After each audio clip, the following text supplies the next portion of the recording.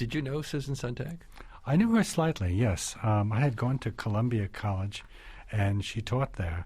And over the years, because we were both film buffs and both on the New York Film Festival selection committee, I would run into her. She was teaching comparative religions, which was interesting. Yeah. Well, how does that manifest itself in the work?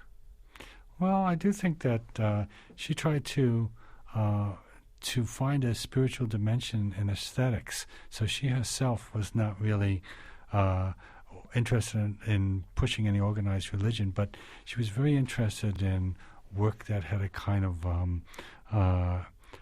contemplative quality where you could reach higher aesthetic or spiritual states. Isn't this something of a departure for you? Would you have even considered attempting such a deep analysis of a writer's work if Princeton University Press hadn't asked you to write something for them? They did ask me, and in a way it was a departure and in a way not, because I'm always interested in analyzing my own contradictory thoughts and ambivalences, and this was a perfect opportunity. And I also like the idea of writing a book-length essay. In a way... which you've never done before. Well, Waterfront, I think, was a kind of book-length essay about New York City. In this case, I could just keep thinking and ruminating and writing the most honestly that I could. I did have mixed feelings. It meant that I could try to work them out on the page. If I chose somebody who I was purely in love with, I would run out of things to say and just keep saying, well, read them.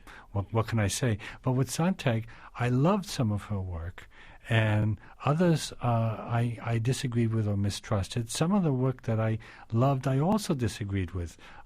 So it was a question of going through it piece by piece and saying, do I really agree with this? Do I really think this is good?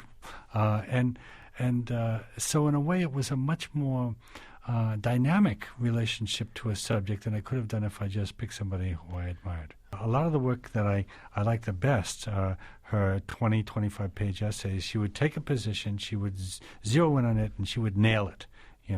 And she had a lot of courage also. She wasn't afraid of coming on strong. And she created this character who, in a way, is the most vivid character she ever created, much more so than the ones in her novels, which was the character of Susan Sontag. So that was an invention. Pretty much everybody who writes has to invent you're inventing a persona. Yes.